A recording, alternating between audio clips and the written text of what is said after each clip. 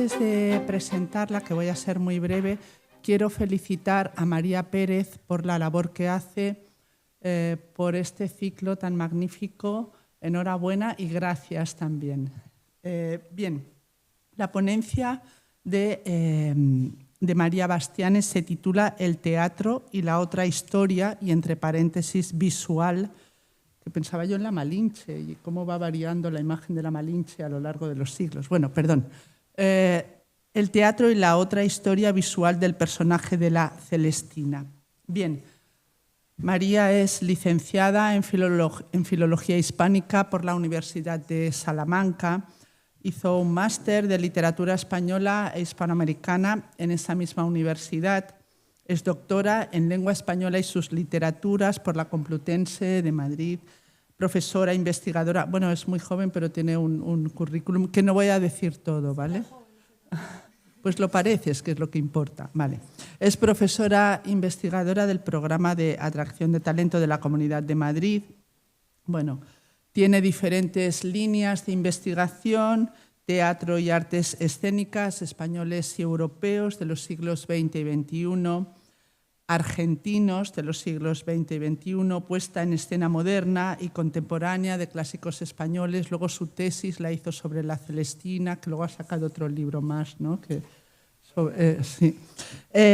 También, y bueno, es dos de sus líneas de investigación que se suman a estas son el estudio de Federico García Lorca y Pier Paolo Pasolini, nada más y nada menos. O sea, bueno, es especialista en historia del teatro y de las artes escénicas españoles, europeos y argentinos de los siglos XX y XXI. Es profesora Es profesora investigadora, como he dicho. En este momento lidera y coordina un proyecto sobre, fijaos, fíjense, Federico García Lorca en los escenarios de Europa, 1936-1960, Alemania, Austria, Francia, Irlanda, Italia, Noruega, Suecia y Suiza. Bien, ha tenido diferentes becas, ha participado en numerosos proyectos que también ha coordinado, ha realizado estancias de investigación en diferentes centros de prestigio como la Fondazione Cini de Venecia, bueno, de Italia. Bien, entre sus publicaciones destaca, que creo que esta es la que parte de tu tesis, Vida escénica de la Celestina en España, 1909-2019. Lo recomiendo porque el recorrido que hace, ella se va fijando en diferentes aspectos, en la recepción, en la escenografía, que bueno, ahora supongo que está relacionado con lo de esa imagen visual de Celestina. Entonces, claro, al final es un recorrido político también del arte, ¿no? Como según, pues bueno, si es la censura, si está Franco, bueno, a mí me resulta muy interesante. Tiene un segundo monográfico, ha publicado artículos en revistas de impacto y bueno, es que tiene, no voy a leer todo lo que ha dicho, todo lo que ha hecho y ha escrito, así que vamos a escucharla. Bienvenida una vez más y si vuelves, que espero que sí, espero que me vuelvan a pedir que te presente. Bien, bienvenida. Bueno, muchísimas gracias a la jornada. Todo ha sido muy fácil y súper ameno. Estamos en un horario clave después de la comida, segundo día, hay cansancio. Así que va a ser muy visual esta presentación. Antes de comenzar, sin embargo, y antes de empezar a hablar yo, y espero parar antes de los 50 minutos, quería saber un poco quiénes están hoy en la sala, cuántos profesores de instituto hay. De instituto. ¿Cuántos enseñan Celestina en las aulas? Vale. ¿Y me podéis decir brevemente cómo la enseñáis? O sea, ¿de qué manera, cómo hacéis entrar a los chicos en la Celestina? Como veis, era una presentación mía, pero os voy a usar. Yo tengo alumnado atal marroquí y yo lo que intento es extraer, bueno, hacerle un resumen de la obra genérico. que entiendan de la historia principalmente, porque leer el texto no pueden hacerlo directamente. Y bueno, gracias a las herramientas que tenemos ahora, tipo Notebook y estas que te generan un vídeo, que te generan, pues intentar que vean el genérico, el sentido de la obra. Ajá. Luego quizá cogerle un fragmento y centrarte en un fragmento, porque leer la obra entera es inviable. No sé si alguien más quiere contar su experiencia. ¿Alguien más quiere contar sobre su experiencia de enseñar Celestina? Bueno, yo suelo trabajarla más en profundidad en primero de bachillerato, en tercero el otro curso donde se da, en el temario. Allí hago lo que hace la compañera prácticamente, pero ya en primero de bachillerato lo que sí hago todos los años es leerla entera. Leerla en grupo, en clase, para poder comentarla y parando, que los críos entiendan también el vocabulario, si es más complejo. No lo hago con una versión original, sino con la adaptación también, porque por el tiempo es imposible poder leerla entera, se hace muy larga, se ocupan muchas sesiones, y a partir de ahí siempre intento sacar alguna actividad. Este año, por ejemplo, le he enseñado a mandar correo electrónico a través de los personajes de la Celestina. Cada uno hacía uno y se mandaban correo electrónico entre ellos. ¿Qué, y ya, pues, ¿qué edición usas? La verdad es que usé una que encontré en internet, un PDF que se podía proyectar en la pizarra digital para sentarnos todos y leer juntos. Vale. Y una última pregunta, y ahora sí empiezo yo, perdonad. Cuando la anterior compañera hablaba de le explico el sentido de la Celestina. ¿Cómo explicáis el sentido de la Celestina? ¿Cómo entráis en la Celestina? Y una pregunta más concreta. ¿Usáis el símil con Romeo y Julieta? Bien. Bueno, ahora perdonadme, ahora con este contexto voy a intentar explicar un poco qué es lo que estuve haciendo en estos últimos años con dos colegas.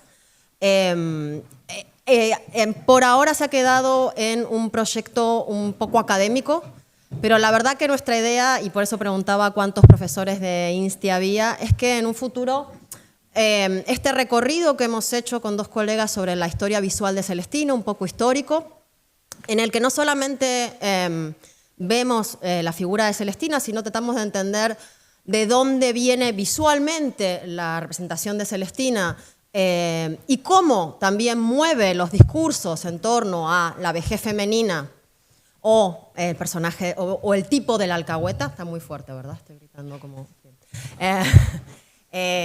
sí. Esto es lo que intentamos hacer con la historia visual. Y nuestra idea es, o por lo menos en un futuro, sería que este material que hemos intentado hacer lo más digerible posible funcione en el futuro también para ver cómo se puede enseñar Celestina de otra manera que no sea tirar de Romeo y Julieta, que no tiene nada que ver y en cierto sentido es mucho menos moderno y contemporáneo de lo que es la Celestina. Siempre, los compañeros contaban esta mañana, como siempre está Shakespeare en alguno de nuestros festivales. Yo soy argentina, así que a mí no me va nada en defender España, pero yo creo que a veces se sobredimensiona lo que pasa afuera y no se termina de ver todo lo rompedor que hay dentro. Y la Celestina es un caso. La Celestina se conoce muy poquito fuera, muy poquito, con todo lo grande que es para España y para el mundo hispano en general. Se conoce muy poquito fuera y yo creo que hay que hacer más labor de reivindicarla por lo que es posiblemente uno de los primeros personajes de una vieja marginal metida en la prostitución que alcanza protagonismo en la historia de la literatura universal y además lo alcanza desplazando a quienes iban a ser los protagonistas inicialmente, ¿no? Como quizás, imagino que todos sabéis, el título original de la Celestina no es Celestina, es Tragicomedia primero y luego Tragicomedia de Calisto y Melibea, y es el interés de los lectores el que mueve a los editores a ir cambiando poco a poco el título por el del personaje que más atrajo, ¿no? Que se ganó por sí misma el protagonismo, ¿no? Y se lo ganó dejando de ser un tipo, empezando a ser un personaje, como diríamos cuando hablamos de teatro moderno, redondo, con una psicología, ¿no? Bueno, y esto es lo que intentamos demostrar con este trabajo que hice con 2 colegas, que nace de una exposición. Allí os puse el cartel que hicimos en la Puebla de Montalbán en 2024, ¿no? Que se llamaba El hilo de Celestina, tipo mito mujer, y que recientemente hemos reelaborado, ampliado, cambiado completamente en realidad, en un libro, en una suerte de estudio, catálogo, que se llama Imaginando a Celestina, que acaba de salir en Reichenberger. Hubiese traído una muestra para que lo veáis, pero si os interesa os dejo el QR para que lo busquéis en la página de Reichenberger.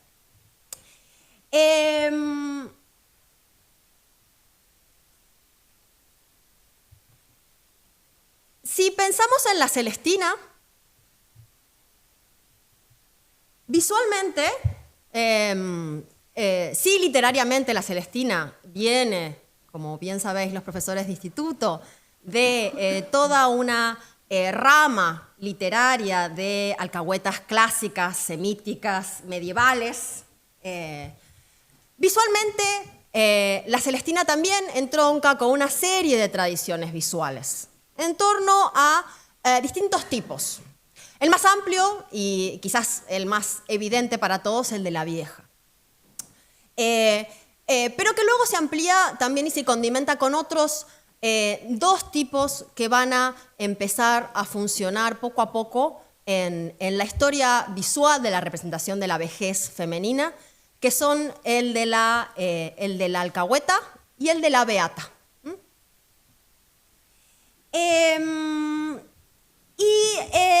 Cuando llega Celestina,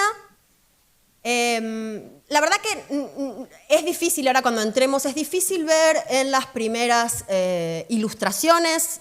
La Celestina nace con la imprenta. Las primerísimas ediciones de la Celestina ya son ilustradas. Es decir, que el nacimiento del texto viene con el nacimiento de su historia visual. Y la verdad que al menos a mí, mi colega Amaranta Zaguar, que es quien se encargó de la parte de ilustraciones de ediciones en esta exposición que hicimos sobre la cultura visual de Celestina, igual tendría una visión un poco más compleja que la mía, pero a mí, cuando yo me acerco a las ilustraciones de las primeras ediciones de la Celestina, me cuesta entender cuál es su sentido último, para volver al principio, ¿no? De la misma manera que me cuesta entender cuál es su sentido último el texto, ¿no? ¿Por qué ese empeño por el paratexto y por el síguese en marcarla como una historia didáctica y luego crear una historia que didáctica tiene bastante poco, ¿no? La experiencia lectora, al menos desde los ojos modernos, es difícil que uno se quede con lo que nos quiere hacer creer el autor al inicio, en aquello que rodea, ¿no?, al texto. Entonces, la historia visual de la Celestina empieza con la historia, del libro, con la historia del texto, y hereda de este primer tipo, del de la vieja, una serie de características que en realidad están desde los orígenes grecorromanos de cómo se representan a las viejas, ¿no? Cubiertas, encorvadas, bebedoras, borrachinas, avariciosas, ¿no? Y también, por ejemplo, si la vemos en esta imagen, que es una imagen de los museos capitolinos, es una copia romana de un original griego del siglo I. Claramente vemos allí, os he puesto algunas citas de la Celestina para condimentar cómo la Celestina está dialogando con esta imagen de la vieja, ¿no? Claramente la vemos allí con su jarrito de vino, y claramente cómo se la representa también, cuál es su actitud, qué podrías decir de su actitud.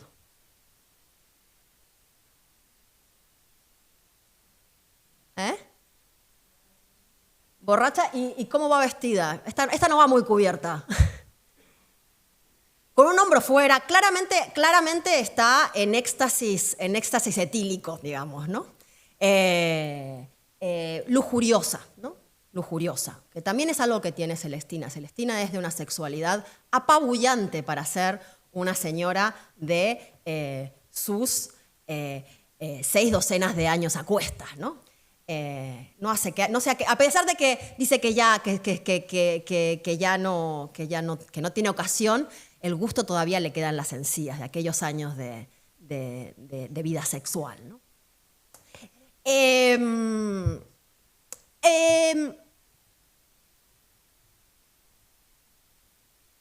Y digo, no es raro que la Celestina visualmente herede toda esta imagen de vieja que viene del mundo grecolatino, porque tenemos que pensar que la Celestina nace en un momento también particular, ¿no? Nace en el Renacimiento, que es un momento de rescate de todo lo que es el mundo grecolatino, y como ha estudiado mi compañera de la exposición, Amaranta Zaguar, que es la que se dedica a la parte de ediciones, teníamos una tercera compañera, perdón, no lo mencioné, teníamos una tercera compañera que era Rachel Smith, que se dedicaba a la parte de pintura, y yo me dedicaba a la parte de teatro. Digo, como bien ha estudiado Amaranta Zaguar, en realidad las primeras ediciones de Celestina, las ilustraciones están robando toda una iconografía que viene de ediciones de Terencio, de más o menos de la misma época, ¿no?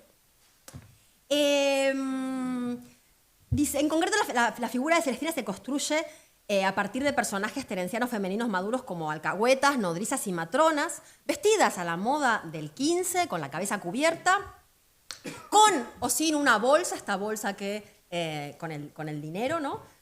Colgando en la cintura. Y allí vemos, por ejemplo, una ilustración que corresponde al auto 2 de la edición de Burgos. Y si vemos, Celestina tiene en sus manitas la famosa bolsa, va medio encorvada, va cubierta. En muchos sentidos sigue esta tradición clásica de representación de la vieja. ¿Qué más toma Celestina? Celestina también toma visualmente del tipo de la beata, un tipo que se hace más, que digamos, nace en la Edad Media. Lo vemos mucho en representaciones, por ejemplo, de las danzas de la muerte, por ejemplo, esta, que está aquí. Y su característica es este rosario que lleva en la mano, no sé si lo llegáis a ver, pero este personaje de la vieja lleva un rosario y un bastón, ¿no? En esta danza de la muerte, preparándose para la muerte, lleva ese rosario, aunque si leemos el texto, y os voy a leer una traducción de lo que dice el texto correspondiente a esa imagen, ¿no? Que corresponde a este personaje de la vieja. Dice, al considerar bien todo mi caso, no he bebido sin reproche, me aproveché de mi amo y de su bolsa como hace un bribón, muchas veces me serví de su vino y le hice gastar a mi antojo, pero ahora la muerte se me acerca, tanto va el cántaro al agua que acaba por romperse. Y como bien señala Amaranta con respecto a su estudio de cómo nace esta primera iconografía celestinesca, lo cómico del caso es que cuando se describe al viejo, el viejo aparece de una manera muy similar a la vieja, pero su religiosidad es sincera, no es hipócrita como esta, ¿no? Una vieja que, como mencioné, le gusta el vino, se aprovecha de la bolsa de su amo, ¿no? Esta imagen de la alcahueta que despluma a los hombres, ¿no? Los hombres que tienen que estar atentos, ¿no? Porque si terminan en tabernas con celestinas, a cambio de muchachas, los van a dejar sin dinero, ¿no? Bueno, y fijaos cómo este rosario también se traslada rápidamente a la historia visual de la Celestina. Aquí tenemos La tragicomedia de Calisto y Melibea de Ramón de Petras, la edición de Toledo de 1526. Y fijaos que el ilustrador ha decidido añadir un detalle en la Celestina que no tiene nada que ver con lo que nos dice Rojas sobre Celestina en el libro. ¿Qué es? Que también estaba, si lo veis, en la Danza de la Muerte. ¿Lo podéis ver? ¿Qué es? No, además del rosario, ¿qué más? El rosario ya lo dijimos. El bastón. ¿Cómo se describe a Celestina en la obra original? ¿Celestina va con bastón? Más bien todo lo contrario. Celestina va muy rápido siempre por la calle, arrastrando las faldas, recogiéndoselas, porque no la dejan caminar suficientemente rápido. Fijaos cómo nos está diciendo esta creación visual que la ilustración de la Celestina también está viviendo de una tradición de representación de la vejez femenina, ¿no? Que a veces no se condice con cómo se nos presenta el personaje en el libro. Tercera cala, ¿no? Dijimos la vieja, estoy gritando mucho. Vale. Tercera cala, la vieja, la beata, la alcahueta. La alcahueta. Característica, como os dije, por ser codiciosa, por desplumar a los hombres. Fijaos que en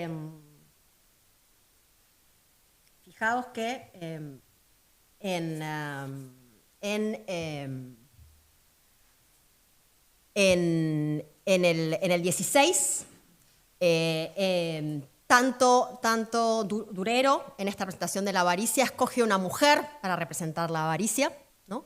Es decir, cómo simbólicamente la mujer pasa a ser sinónimo, la mujer anciana va a ser sinónimo de la avaricia, ¿no? Y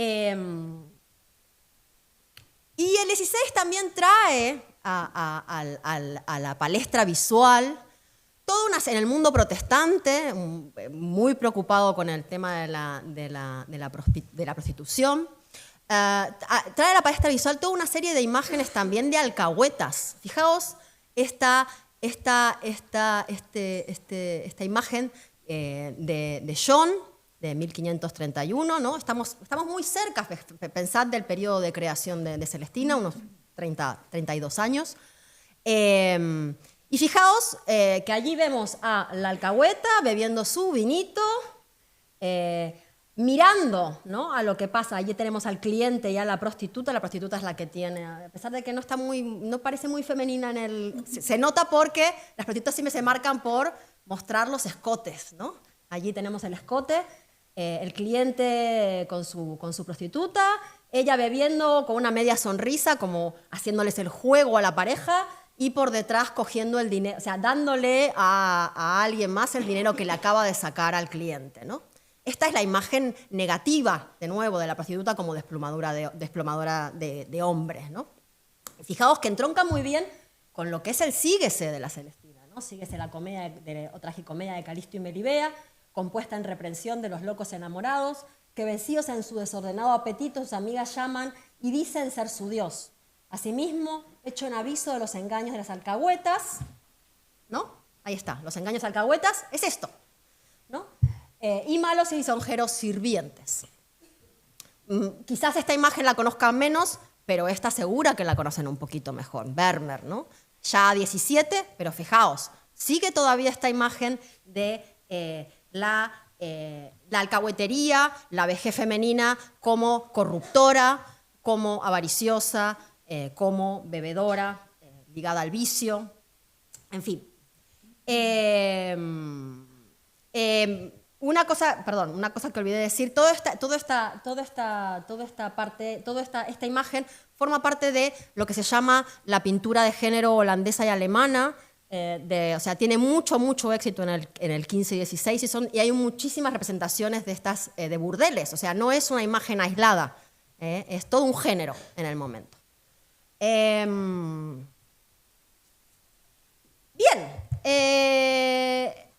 si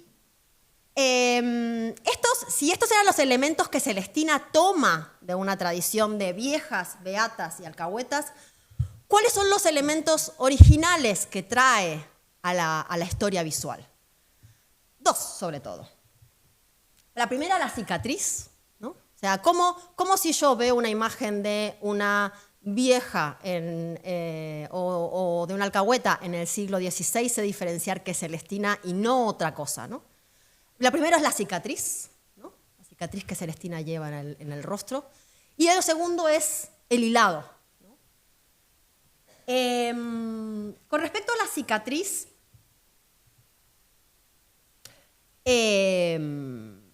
la cicatriz la tenemos, en la imagen de la izquierda, no sé si la veis, en la edición de Joffre de 1514 de Valencia.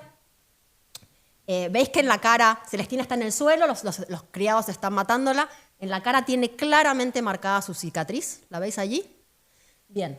Y la otra imagen es de la comedia de Calisto y Melibea de 1499 de Burgos. Y fijaos que lo que tiene en la mano Celestina es su hilado. Esto es lo que la diferencia claramente frente a otros personajes de alcahuetas, ¿no? ¿Qué podemos decir de la cicatriz? ¿Qué es la cicatriz de la Celestina? Bueno, como sabéis, hay un debate también en torno a si debemos considerar a Celestina desde el inicio como un personaje demoníaco o no. Podría relacionarse la cicatriz con este ingrediente demoníaco. Si pensamos cuando Lucrecia la describe en el auto 14, dice, Melibea le dice, creo que era hermosa, y esa dice, hermosa era con aquel sudioso salve que atraviesa la media cara. Esto acerca más esa cicatriz a una suerte de chirro, es decir, una herida hecha por un cuchillo, por una cuchillada, y esta la acercaría más a todo lo que tiene que ver a marcar a las prostitutas, ¿no? A someterlas a escarnio, a castigarlas, ¿no? Y con respecto al hilado también hay un largo debate si el hilado hay que interpretarlo. O sea, sabemos que la hechicería es uno de los 6 oficios de Celestina, nos lo dice Pármeno. Pármeno también nos dice que aquello es burla y mentira, es decir, que lo que hace no tiene ningún efecto irreal. Lo que no sabemos muy bien es si entra dentro del territorio de lo diabólico realmente, o más bien más una ocupación que es a donde más se inclinan los estudiosos, para farmacéutica, típica de mujeres mayores y marginales, ¿no? Una práctica más cercana a lo que sería la medicina moderna, ¿no? En el caso del hilado, sabemos que el hilado es lo que usa Celestina para hace un conjuro sobre el hilado y para crear o ella cree que va a crear en Melibea una atracción por Calisto, ¿no? ¿Cuánto de ese hilado mágico, digamos, que Celestina sometió a un conjuro y que da a Melibea en mano realmente tiene un impacto o no en lo que sucede en la obra? Es otro gran tema de debate entre los estudiosos, ¿no? Creo que cada vez somos más los que estamos dejando. El mundo anglosajón tiene una absoluta fascinación por el tema, como sabéis, de la magia y de las brujas, y son los que más en realidad han insistido, americano y anglosajón, los que más han insistido sobre una lectura quizás diabólica de Celestina, ¿no? Pero en realidad yo creo que yo soy de las que creen que el hilado en realidad tiene... Si alguien lo cree, quizás es Celestina, pero en todo caso, Melibea está para mí enamoradísima desde un principio de Calisto, porque si no, ¿a cuento de qué en el primer auto, cuando le llega esta suerte de baboso a Van la Lettre a dar una parrafada de endioseamiento, ella sigue preguntando, ¿no? Si a alguien no te interesa, tú no sigues preguntando. Si sigues preguntando es porque te interesa. Y ella misma confiesa en el auto 10 que está enamorada de Calisto desde antes. Así que ¿cuánto realmente influye este hilado en enamorar o no a Melibea? Es tema de debate.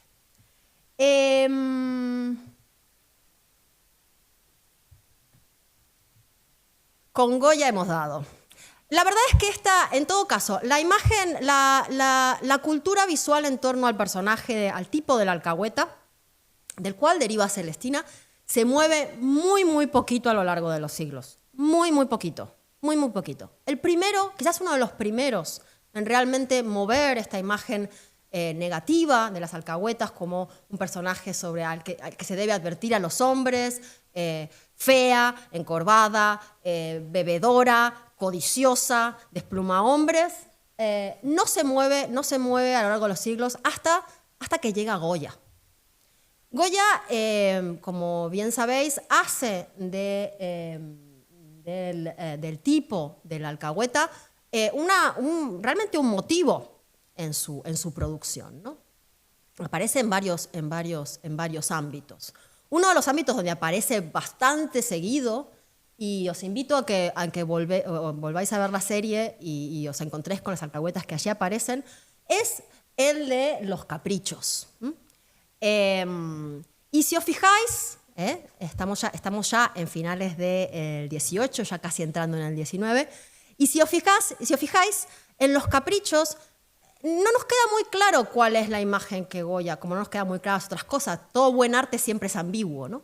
Pero no nos queda muy claro cuál es la idea de Goya sobre las alcahuetas. Porque fijaos que frente a la imagen tradicional, fijaos, la primera imagen ya van desplumados, en el que tenemos a los clientes como una suerte de pollo, al que las prostitutas y las alcahuetas atrás, fijaos que van cubiertas, ¿no? Fijaos que la iconografía es exactamente la misma. ¿No? Esta es la imagen de una manera pintada, de una manera alegórica, de las alcahuetas desplumadoras de hombres, ¿no? Pero si nos vamos a una imagen como Ruega por ella, ya el territorio de la tríada hombre, prostituta, alcahueta queda de lado y nos metemos en el ámbito más íntimo de la relación entre la prostituta y la alcahueta, en donde la alcahueta no es tanto una desplumadora de hombres como una explotadora de mujeres. Nos estamos ya metiendo en territorio donde la prostitución se empezaba a debatir de otra manera. Y esta para mí es una imagen... hay otra, por ejemplo, fantástica, en la que no aparecen alcahuetas, pero que nos dice mucho de la piedad con la que Goya también observaba el oficio de la prostitución, que es Mala Noche. Nos muestra unas prostitutas en una noche de viento agarrándose las faldas porque se vuelan, ¿no? Claramente allí hay una suerte de cambio, ¿no? Se ha cambiado la visión y ya no es una visión satírica sobre la prostitución de estas mujeres envilecidas, sino una situación que ya las mira con piedad, ¿no? Como víctimas, ¿no? De una sociedad, ¿no? ¿Qué es lo que se va a empezar a jugar en el 19? Ese movimiento entre la condena moral a quienes ejercen la prostitución ¿no? Y a medida que avance el 19, y sobre todo ya cuando entremos al final del 19, época de naturalismo, a estudiar la prostitución como una lacra social de la cual, un engranaje social en el cual las prostitutas y las alcahuetas son también, sobre todo las prostitutas obviamente, son también una suerte de víctimas. Bien. Este movimiento visualmente empieza de alguna manera con Goya. Fijaos la tercera imagen, en que vemos, se llama Las Rin del Sueño, y tenemos allí hay una prostituta intentando no caerse de sueño, están todas hacinadas en una pequeña celda, en el espacio que tiene para dormirse se apoya en su brazo, intentando que no la rinda el sueño, que ya ha rendido a su compañera abajo, que está tumbada. Y fijaos que estas dos figuras un poco extrañas, que por la manera en que están representadas a mí me da la pauta de que quizás nos encontremos frente a dos alcahuetas. Fijaos que no se ve muy bien, pero la que se nos muestra de frente, la figura cubierta que se nos muestra de frente, tiene un rosario en las manos y también va cubierta. Claro, tiene también un escote. ¿Prostituta o alcahueta? No lo sé. Pero si es una alcahueta, tenemos aquí otra imagen distinta a las otras dos que hemos visto, ¿no? Si esta era la desplumadora de hombres, esta es la explotadora de mujeres, allí tenemos a una alcahueta que es víctima, como las prostitutas, de un problema social, ¿no? un problema social.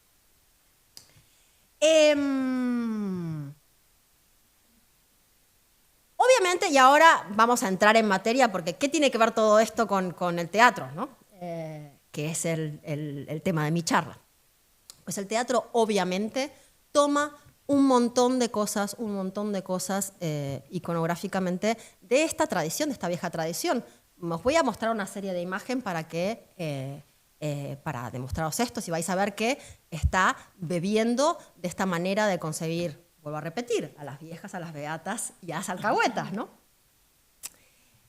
Aquí tenéis a la grandísima Nati Mistral en un montaje no tan maravilloso, el de Joaquín Vida de 1999, una pena porque es el homenaje con que se homenajeó al texto de Rojas en el centenario y bueno, está si alguien lo quiere ver, está en la teatroteca, es un poquillo pesado, hay que decirlo.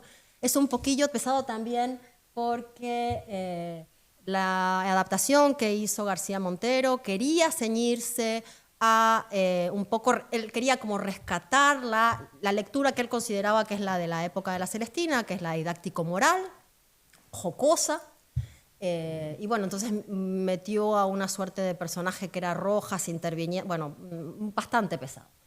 Pero Nati Mistral estaba maravillosa, fijaos con qué poquito, porque si os fijáis, trabaja casi en bloque, ¿no? La gestualidad depende de la cara y de las manos, ¿no? Y si vais a ver el vídeo vais a ver que ella en realidad se mueve muy poquito y toda su salamería y toda su convicción viene de los gestos de la mano y de la cara, ¿no?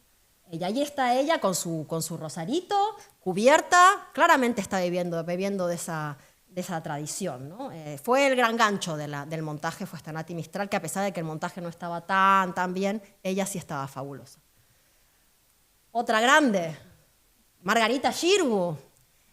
Fijaos, aquí, claramente una bebedora, ¿no? En este fragmento del auto noveno que hace las delicias de todos aquellos que se acercan escénicamente al texto de Rojas, porque a pesar de que no, en realidad en el auto 9 no pasa mucho en materia de acción. La acción no avanza mucho en el auto 9, pero ese momento de la comida entre criados y alcahueta es siempre del gusto de los espectadores. Así que difícil la versión escénica de Celestina que no la incluya. Y ahí está Margarita Xirgu con su chirlo, con su cara marcada, cubierta, bebiendo. Fijaos cómo los criados la miran un poco con sorna porque ya va posiblemente un poco piripi.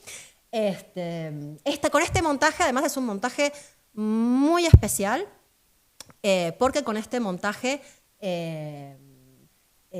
Margarita Xirgu iniciaba su carrera como directora artística de la Comedia Nacional de Uruguay. Hace poquito una colega de la compañía Auric le ha dedicado un montaje a este momento en que Xirgu ya bastante entrado su exilio elegido, porque en realidad ella la guerra civil la pilla de gira y decide quedarse en Latinoamérica. Como Xirgu abre la Compañía Nacional de Uruguay con este montaje y hace una mezcla entre la vida de Xirgu y el personaje de Celestina muy, muy interesante.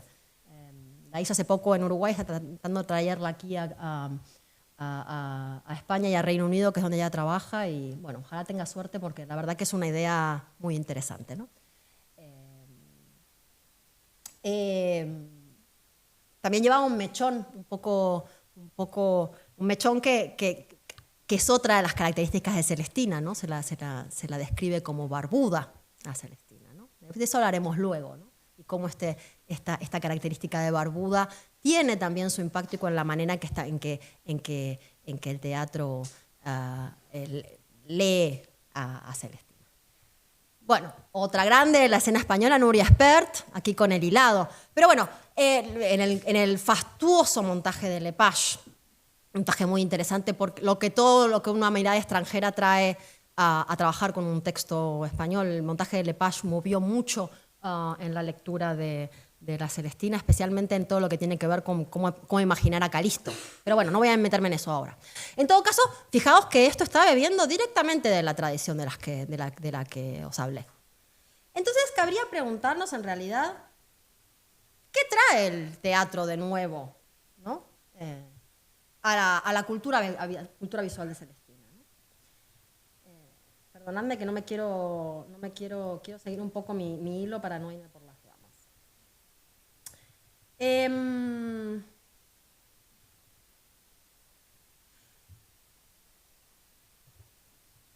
¿Qué trae la cultura visual, el teatro a la cultura visual de Celestina? Lo primero que trae, la Celestina en realidad, la Celestina en escena en realidad es un producto, como yo digo, tardío y retardado. Retardado por favor que se me entienda bien, de que llega más tarde. Sí. Tardío y retardado porque en realidad nosotros no tenemos ningún testimonio de representaciones, al menos de la trama completa de la Celestina, es decir, que nos cuenten toda la historia de lo que sucede en la Celestina, antes de principios del siglo XX, ¿no?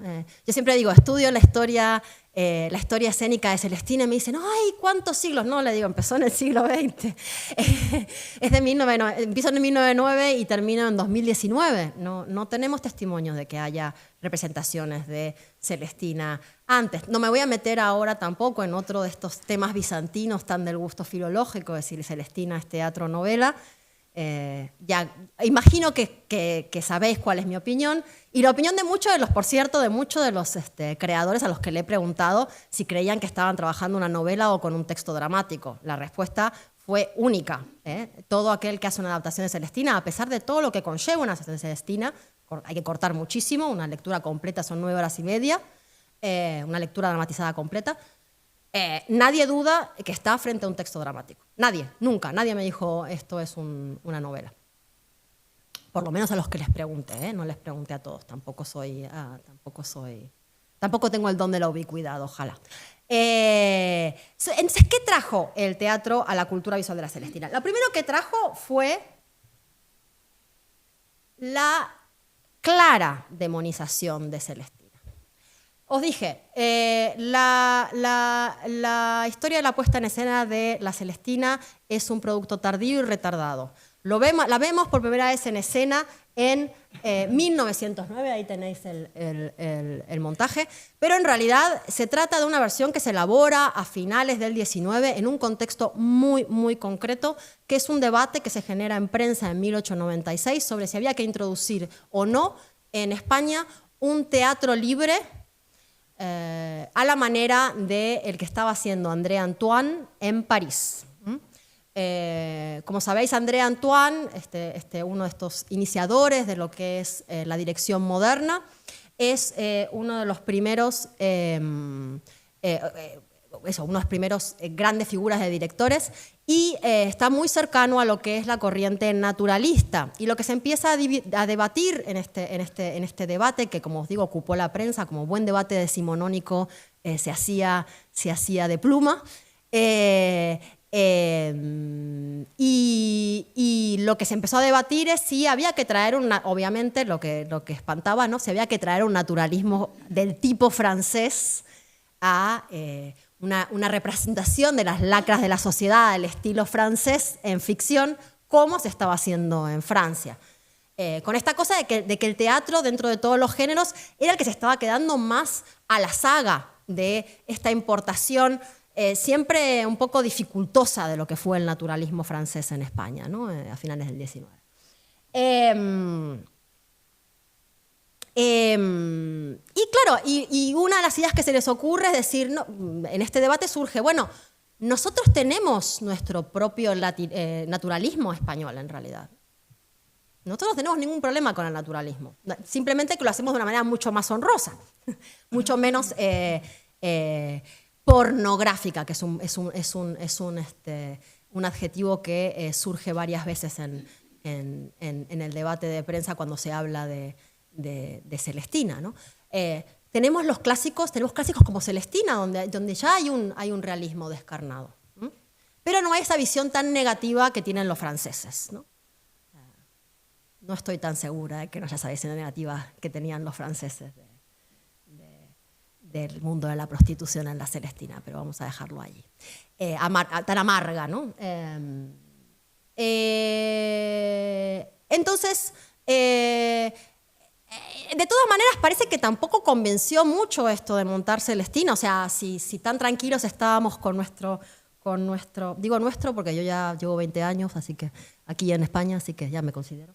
Tan tranquilos estábamos con nuestro naturalismo de antaño, de los clásicos, ¿no?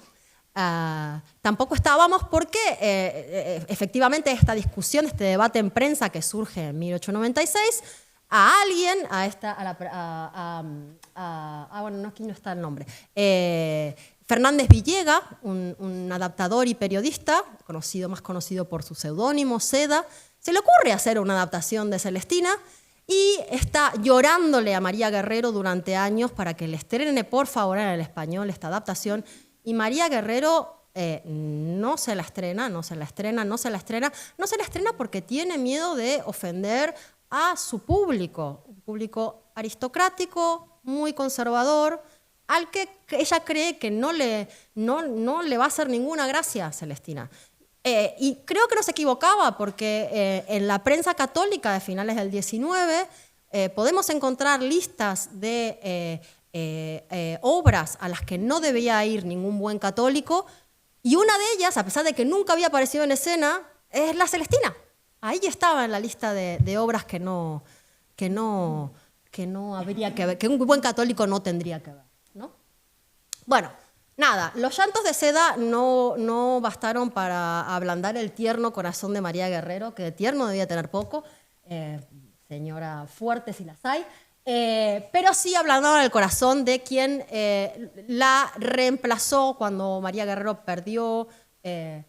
dejó el español, Carmen Cobeña. La compañía Oliver Cobeña es la primera que se atreve a poner en escena la Celestina, y lo hace, si se atreve, lo hace suavizándola. O sea, no tenemos el texto de la adaptación, así que no sabemos qué, o sea, tenemos una descripción de cómo era, pero no conocemos el texto en sí, no sabemos qué tipo de adaptación hizo en su momento Fernández Villega.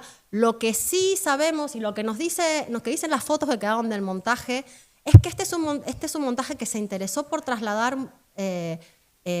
muy a rajatabla lo que es la lectura romántica de Celestina. Y aquí voy a volver al principio donde preguntaba lo de si enseñáis a Celestina con Romeo y Julieta.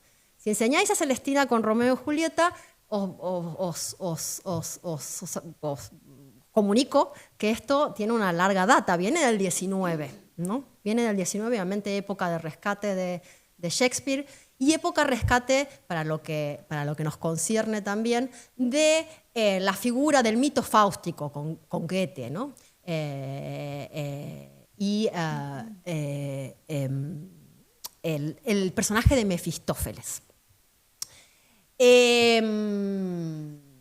Bueno, ¿en qué se basa esta lectura romántica? Que en realidad es una lectura romántica que España la toma prestada de fuera, no le viene de dentro. Esto viene en realidad de lo que es la crítica alemana y francesa del 19. Y a la crítica alemana francesa del 19 lo que le interesa sobre todo de Celestina es no ya toda lo que es la lectura didáctica, jocosa, en represión a los locos enamorados y contra el engaño de las alcahuetas y criados, sino la lectura sentimental de la Celestina, la lectura centrada en la historia de Calisto y Melibea. Y entonces, lo que hace, toda esta explicación que he dado, es para entender que lo que hace este primer montaje es trasladar esa lectura que ve a la Celestina como una especie de Romeo y Julieta van la letra. Y para que además quede bien claro que los amores de Romeo y Julieta, de Calisto y Melibea son igual de sacros y consagrados e idealizados que los de Romeo y Julieta. No os olvidéis que Romeo y Julieta, a diferencia de Calisto y Melibea, y es una diferencia enorme. ¿Cuál es la gran diferencia entre Romeo y Julieta y la Celestina?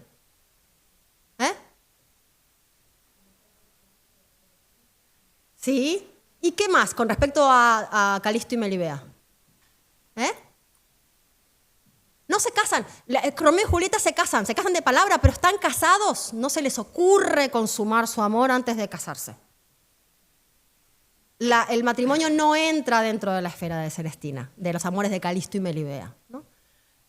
Entonces, esto molesta mucho a la moralidad del 19, molesta mucho a la moralidad de principios del 20, que es un clásico, pero Calisto no la podía pedir en matrimonio en lugar de... Claro, si la pedía en matrimonio no había Celestina, pero bueno, dejémoslo de lado, ¿no?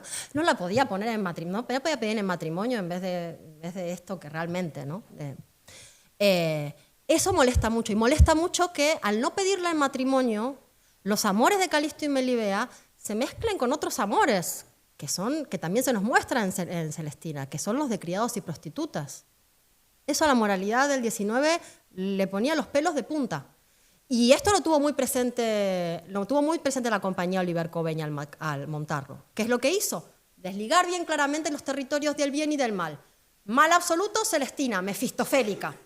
Una suerte de Mefistófeles, que con su poder de la palabra, su demoníaco poder de la palabra, corrompe a estos idealizados amantes a los Romeo y Julieta. Yo creo que se ve claramente en las fotos. ¿Estáis conmigo o no? Es una Celestina mala, malísima. Mirad cómo se inclina en la foto de la derecha hacia Melibea para susurrarle probablemente al oído el nombre de quien la ha enviado en realidad a visitarla, ¿no? ¿Cuál es su verdadera intención? ¿Cuál es la verdadera intención, razón de su estar allí en la casa de Melibea? Que no es vender ese hilado con el que entra. Bien, esta es la primera lectura que trae la escena a la Celestina. Esta lectura romántica, en donde dividimos los terrenos del bien y del mal a través de este doble símil, Mefistófeles, Romeo y Julieta. La segunda Celestina que trae a la palestra de la historia visual, la segunda lectura que trae a la palestra de la historia visual de Celestina, el teatro, es casi diríamos la contraria, ¿no? Que es la lectura humanizada. Fijaos, este es el montaje, es un montaje bastante particular, es el montaje de 1965, con una larga duración, estuvo 4 años en escena, un auténtico éxito de taquilla. Es el momento de Fraga como ministro de Información y Turismo y una supuesta apertura de la censura. Por lo menos sí se vio en los clásicos, los contemporáneos no creo que tanto, pero en los clásicos sí se vio. Durante el franquismo, imágenes como las que vemos allí de Crito con Elicia, es la prostituta y su amante en la cama, allí arriba. Antes no se podría haber visto, si se lo permitió Osuna en este montaje de 1965, es porque las cosas estaban un poquito más... la censura había abierto un poco la mano con qué se podía ver y no en escena. Pero fijaos que lo que nos interesa aquí es cómo se nos muestra Celestina. Muy distinta es la Celestina demoníaca del montaje de 1909. Es una Celestina que aparece de entrecasa, con el pelo un poco desordenado. En la intimidad de su casa está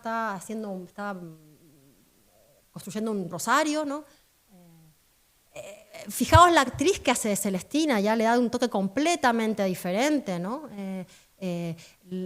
Milagros Leal, que es la actriz que la interpretaba, era bajita, tenía una fama escénica, digamos, sabés que los actores tienen como un fantasma que los persigue, ¿no? Que son sus anteriores papeles, ¿no? Sus anteriores papeles siempre había hecho de bonachona, así que verla en el papel de Celestina ya le daba un toque distinto a Celestina. Ya le da un toque completamente a Celestina. Claro, es que yo digo, a poco que pongas la Celestina en escena y tenga Celestina que decir algo así como...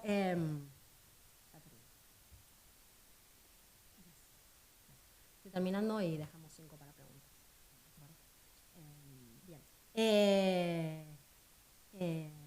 Dice, uno escucha fragmentos como esto en escena, ¿no? Dice, ¿quién soy yo? Cuando los criados finalmente van a cobrar su parte del negocio, ¿no? Que Celestina les debe, porque al final son ellos los que actuaron de intermediarios con Calisto, ¿no?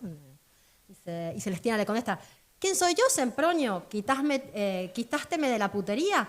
Calla tu lengua, no amengues mis canas, que soy una vieja cual Dios me hizo, no peor que todas.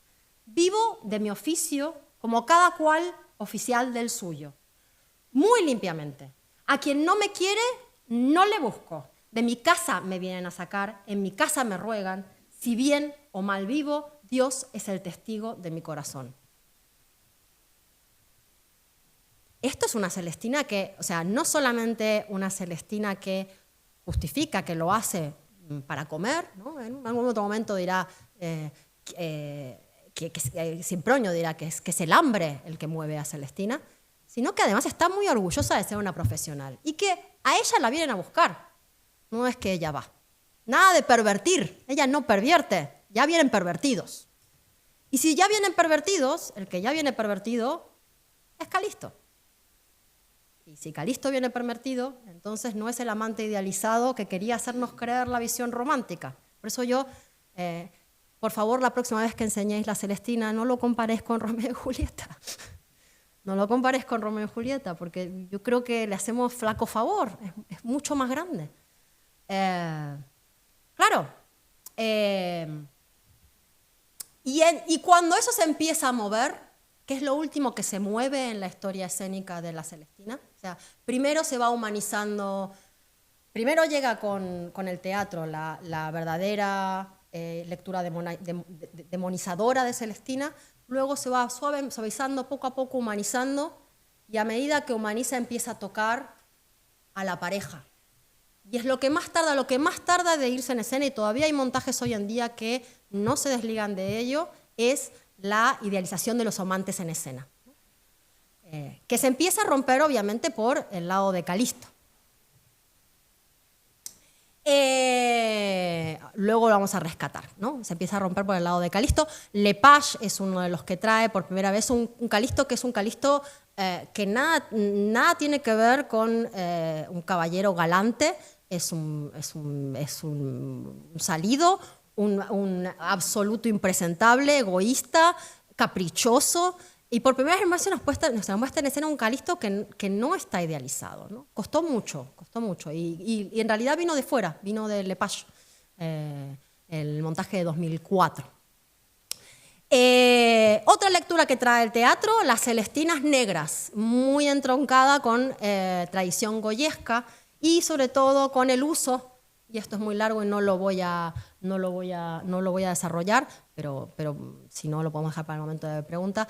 Esto tiene que ver con el uso de un discurso muy politizado, que estuvo muy de moda, sobre todo en los años de la transición y primeros años de democracia, pero no solo, volvió también, si alguien vio la Celestina de José Luis Gómez, está bebiendo de esa tradición del 2016, y es la que se nutre de todos los estudios que empiezan a aparecer, sobre todo a partir del estudio de Gilman, sobre los orígenes conversos de Rojas, y entonces son lecturas de Celestina en las que usan estos supuestos orígenes orígenes conversos de Rojas para hablar de la Inquisición, gran motivo dentro de este discurso de la España negra.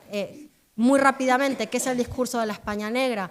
Es un discurso que se apropia de algunos presupuestos de lo que es la leyenda negra, la supuesta crueldad histórica de España, y de algunos de sus motivos, como la Inquisición, ¿no? La Inquisición como muestra de esta crueldad histórica de España, para hablar de que la crueldad histórica de España llega hasta nuestros días, y llega hasta nuestros días con el franquismo. Por eso es tan importante en la transición, ¿no? El franquismo no es uno más que el último eslabón de una cadena de crueldad, de historia de crueldad de España, ¿no?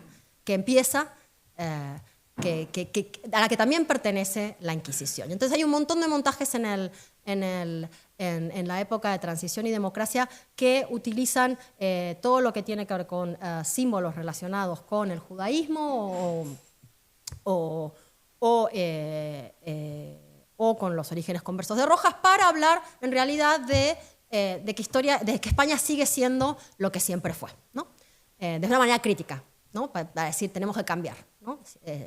Ese es el mensaje último. Y por ejemplo, es el montaje de Facio, del 81, en que, si veis, la casa de Celestina es un nido de araña que tiene en el centro una cruz, una estrella de David, ¿no? Últimas lecturas, y ahora sí, ya termino. Alteridad y Celestina, relacionada a Celestina con todo lo que tiene que ver con los otros de la cultura española, es decir, judíos, árabes y gitanos.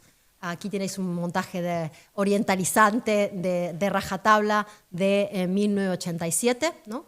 En que claramente se nos muestra una Celestina, esa que está allí con turbante, orientalizada, además encarnada por un hombre. Y esto es otro de los territorios nuevos hacia los que el teatro se ha movido y la cultura visual de Celestina, que es el hablar un poco de la no normatividad de género y sexual de Celestina, ¿no? Haciendo caso a esto de que Celestina en realidad es barbuda, de que tiene una relación un poco extraña con Areusa, de que parece ser muy íntima de la madre de Pármeno.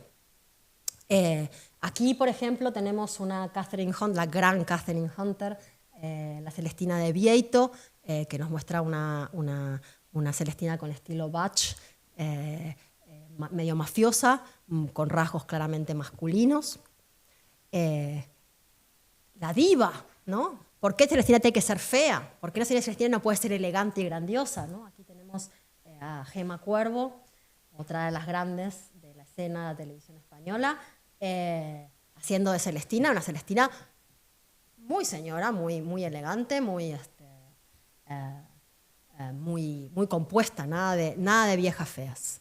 Y por último, los que os dije, este territorio en que Calisto empieza a verse ya como cliente de una Celestina a sueldo y muy lejos de esta imagen de el galán que nos quiso imponer el 19 y que tendríamos que empezar a abandonar. Muchas gracias.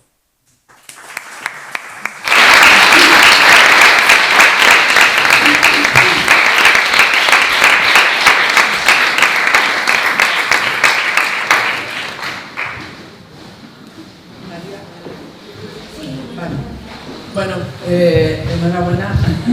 Gracias por tu presentación. Estaba recordando, ahora os doy la palabra. Le quiero preguntar a Antonio Serrano, una Celestina que era Pedro Marín hacía de Calisto, ¿te acuerdas? En unas jornadas, no sé, sería en los años 90 seguro. Antonio, un segundillo, por favor. Te van a pasar el micro. Pero es que estaba pensando en esta de los 90 que vimos aquí en las jornadas, pero ahora os doy la palabra. La que tú dices, no, yo no la recuerdo. Sí recuerdo una de Luca Ronconi que trajo un espectáculo primero de Calderón y luego trajo al año siguiente esta, pero muy antigua, mucho más antigua que el 2014. Y claro, efectivamente, y también, vino también la de Ángel Facio, que, no sé, si me permitís, porque es cortísima la anécdota, yo la traje en las jornadas, pero hacíamos como siempre, que hacíamos o bien antes o bien después, pero sobre todo antes, preparábamos a los alumnos para que... Y ese día pues yo cogí a Ángel Facio y le dije, Ángel, vente al instituto antes de que vayan esta tarde los chicos. Ah, muy bien, yo me voy allí. Nos fuimos al instituto, era el año 84, 85, no sé, aproximadamente por ahí. Y en el instituto había todavía un sector que se resistía mucho a las reformas y en concreto había un par de curas que daban clase de religión, pues bastante duritos. Entonces, bueno, yo recojo a Ángel, me voy al instituto, me voy al salón de actos que estaba lleno y al entrar lo primero que me encuentro es al cura en primera fila. Y le dije en voz bajita, Ángel, por favor, ten un poco cuidado, que está el cura aquí y las puede montar y tal. Digo, sé suave, y dice, no te preocupes que no hay problema. Yo presento a Ángel y las primeras textuales palabras de Ángel fueron, bueno, ya sabéis que la Celestina se puede englobar en un refrán, folla bien y no mires con quién. Inmediatamente el cura se dio media vuelta, salió corriendo, yo le dije, gracias Ángel, porque me has hecho caso de ser prudente. Bien, pero eso son las Celestinas. Vino también otra Celestina de Amaya Curieses, que Eva Rufo hizo un primer papel de Melibea, precioso, por cierto, y yo no sé ya qué más Celestinas pueden haber venido, no me acuerdo, bueno, no francamente. Sé, da igual, es que tengo la imagen, era cuando se hacía en el Teatro Cervantes, pero bueno, era estudiante. No, esa fue la de Ángel Facio. Ah, pues esa. Esa fue la de encantó. Ángel Facio, en el Cervantes. Sí, esa fue. Bueno, hablo de hace 1500 años. Bueno, sí. Tenéis la palabra, porque yo le preguntaría muchísimas cosas, sobre todo esa relación del romanticismo-naturalismo simultáneo casi en las primeras representaciones de principios del siglo XX, pero prefiero que preguntéis vosotros. Sí, perdonadme porque sé que en la sala hay filólogos y he pasado con una superficialidad que a mí misma me espanta sobre algunos temas de mucho debate en el mundo de historia literaria. Pues María, bueno, primero muchas gracias por la conferencia. Yo tenía una pregunta porque ha salido un tema sobre el que ha pasado de forma muy general, la relación de la Celestina con la censura, porque decía que en esa vida escénica, bueno, que empieza en el siglo XX, pero claro, es que en el siglo XX tenemos desde el 39 hasta el 77 un organismo muy condicionante. Sí, sí. Es un melón que no quise abrir porque si no, ya fue largo, si no terminaba más. Porque, bueno, aquí sí que quise centrarme en el trabajo que hice con Amaranta Zaguar y Rachel Smith sobre la cultura visual de Celestina, pero sí, Celestina fue un clásico muy difícil durante el franquismo. ¿Por qué? No deja de ser un clásico de época de los Reyes Católicos, gran símbolo de unión de España. Así que es un clásico difícil de obviar en ese sentido, ¿no? Pero al mismo tiempo es un clásico que, si uno se lee las normas de censura, que bueno, salen publicadas en los años 60, pero en realidad operan sin estar por escrito desde mucho antes, ¿no? Es un clásico que va con las bromas anticlericales en contra de no ofender a la Iglesia, bueno,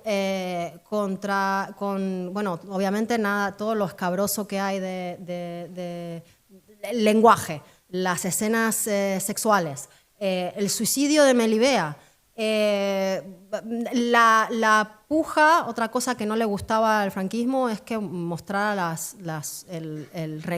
la tensión entre criados y señores, ¿no? O el mundo prostibulario y marginal. El franquismo, creo que lo que menos le gustaba de todo es que se ofreciese una imagen mísera de España. Y la Celestina, pues sí que nos ofrece una imagen bastante mísera de ese momento glorioso que es el reinado de los Reyes Católicos para el franquismo, ¿no? Así que sí, muchísimos problemas, porque no la podían censurar, solo en muy contadas ocasiones y por razones meramente administrativas la dejaron fuera. Pero a veces la adaptación de Escobar y Pérez de la Osa del año 57 tardó bastante en aprobarse y sentó un precedente malísimo. Las siguientes Celestinas que vinieron, los censores siempre recordaban, ¿no? Esto fue un desastre con la Celestina que aprobamos en el 57 y no, fue muy difícil para los censores franquistas. María, tú dices que en 1955 hay un punto de inflexión, ¿no? Que es cuando empiezan a a ver más representaciones de la Celestina. Es como ese segundo franquismo o algo así, que, ¿no? Es cuando, a pesar de que todavía se está bajo la censura, se suceden más representaciones. Sí, a partir de 1956 y sobre todo a partir de la Celestina de Escobar, empiezan a ver que hay un público muy interesado en la Celestina. Y poco a poco creo que la Celestina se volvió un terreno, digo, que se ve muy bien en esta del 65, donde se podía ver cosas que a un autor contemporáneo no le hubiesen permitido mostrar en escena. ¿Alguien más quiere preguntar? A ver, mis alumnas del siglo XIX que digan.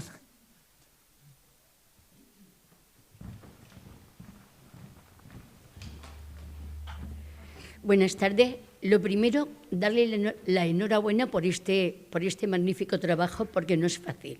En principio, la obra La Celestina, que era tan difícil de representar, comenzando con 21 actos, después reducir el número de actos, y yo me quiero centrar sobre todo en las actrices que han representado Celestina, y una en particular, Margarita Xirgu, fue capaz no solamente de representar la Celestina, año 49, según he podido comprobar, ya fuera de España, porque me imagino que la guerra civil le pillaría pues de gira o vete a saber.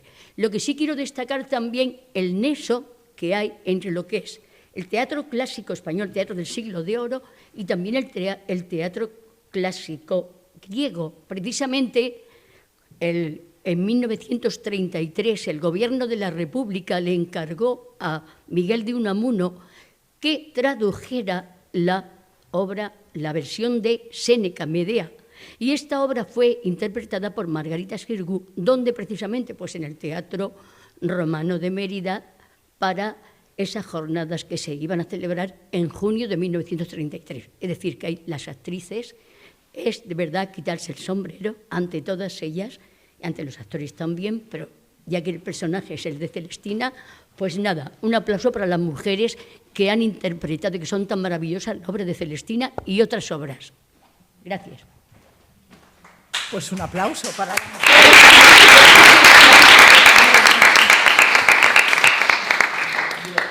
No sé si hay... Ya no, ¿lo tenemos que dejar o vas a preguntar algo más? Yo iba a hacer una pregunta. Vale.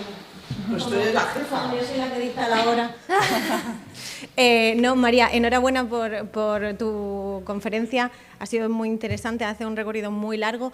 Yo tengo una pregunta un poco desde el desconocimiento también, pero has pasado tú un poco por encima de dónde proviene el acercamiento de la figura de Celestina cada vez más hacia una imagen masculina.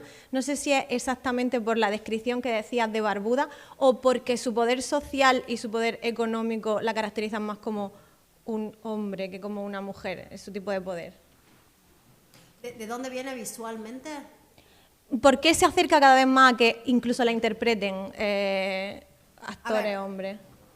Voy a contestar esto con una respuesta que en realidad tendría que documentarme mucho más, pero tradicionalmente, digamos, la vejez femenina ha estado asociada a la fealdad y a rasgos masculinizantes.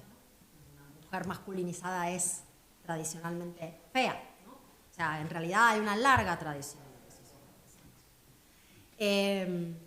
Digamos, ¿cuándo empieza a usarse eso para hablar específicamente de la Celestina y cuándo empieza a haber ese salto de decir, bueno, pero un momento, esto también no entra en consonancia con nuestros tiempos contemporáneos, en que ya no tenemos una visión del género tan delimitada, en donde festejamos mucha mayor diversidad en materia de género y sexo? Esto es evidentemente muy, muy reciente. Sí que es verdad que sobre todo en los años, digamos, en escena, el poner, por ejemplo, a un hombre a representar Celestina, empieza en Latinoamérica, empieza en Brasil, en los años 60, y luego luego más tarde va a llegar a España bastante más tarde, ¿no? Quizás estoy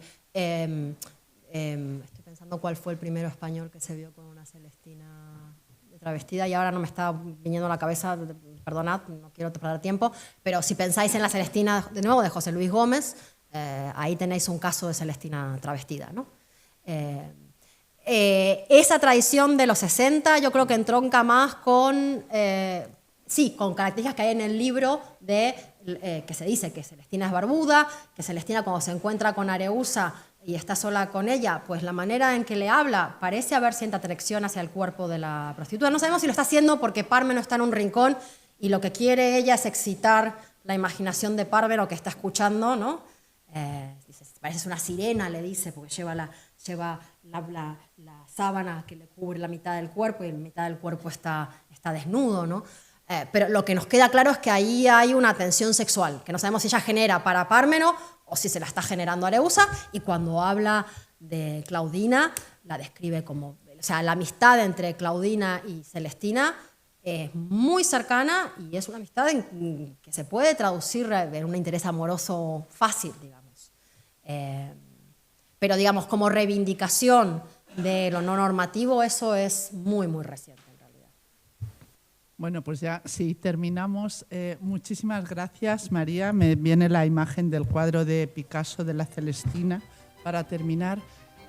Muchas gracias y un aplauso.